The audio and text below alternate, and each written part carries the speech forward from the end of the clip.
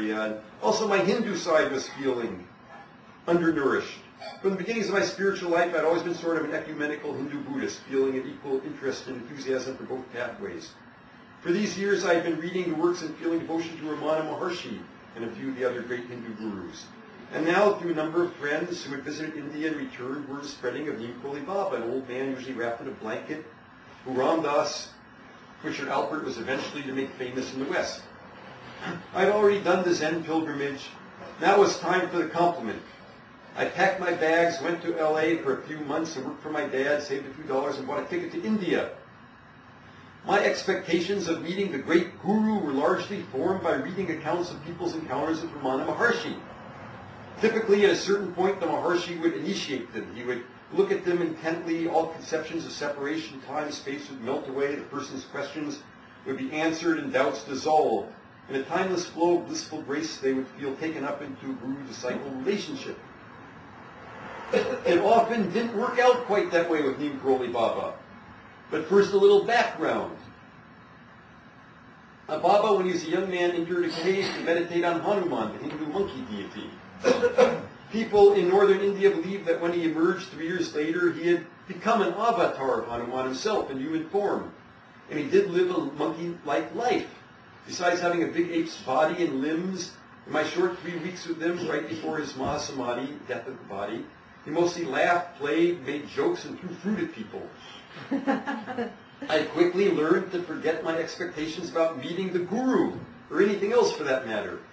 If there is one word to describe someone who incarnates a monkey spirit, it is anarchy. Baba didn't seem to have any operating principle except unpredictability.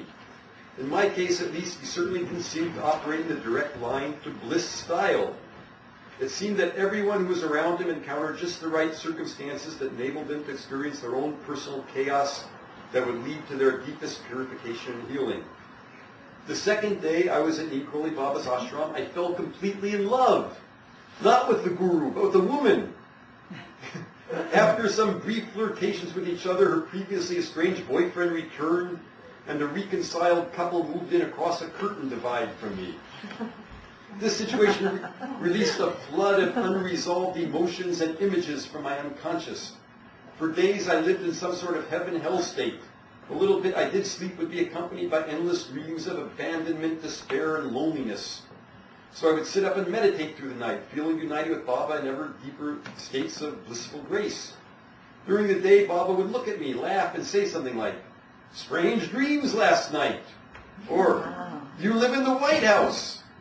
I moved outside of my room and spent the nights on the porch of what was called the White House.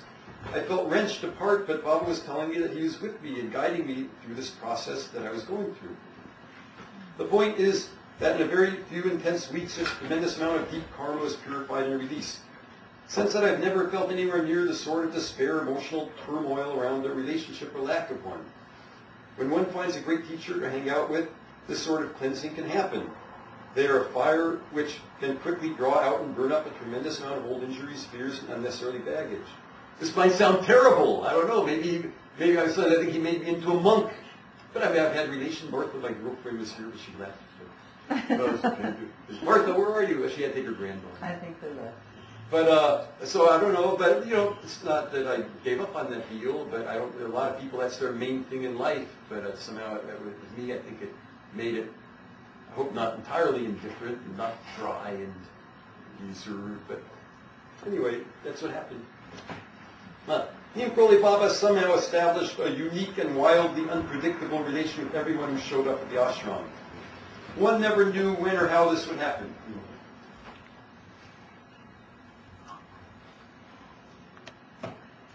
But almost everyone has their special story. In my case, it was potatoes.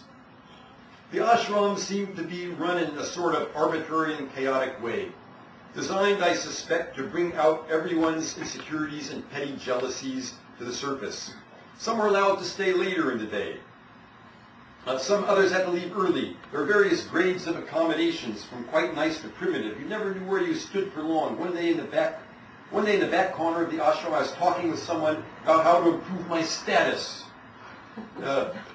they were telling me, just hide behind that wall when everyone has to leave at 3, except people who are more privileged. Then come out in 10 minutes, and then you can stay. You'd be Baba more.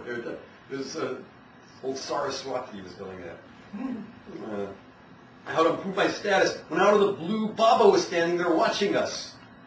He called her over and inquired about what we were talking about.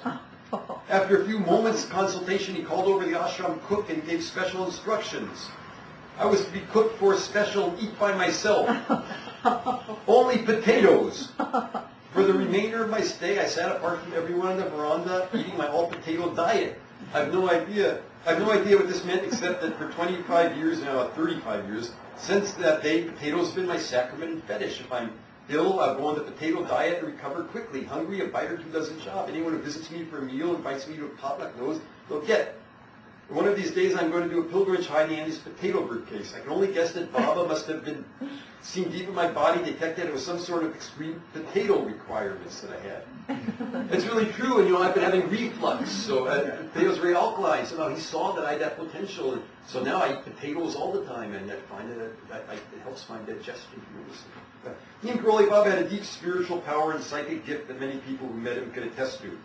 One day, after I'd been there for a week or two, the friend with whom I had come to India with suddenly asked Baba, "What should I do?"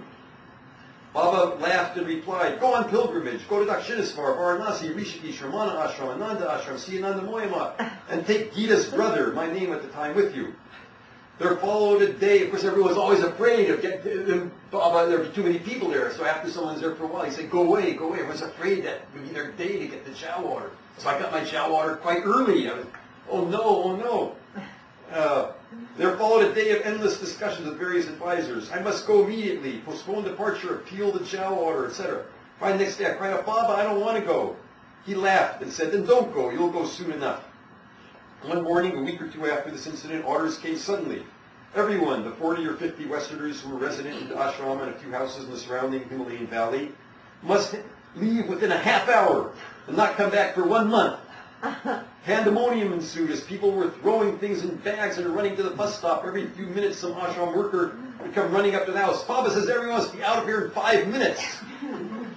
And that was the last I ever saw of Nimkroli Baba in the body. 2 weeks after the chow water, he did likewise. Before dying, Baba said, "This love is too great. This body cannot contain it any longer." He also said many times, "I am coming to America." I believe that he has come to America through the deep love that he's inspired in the lives of many devotees here.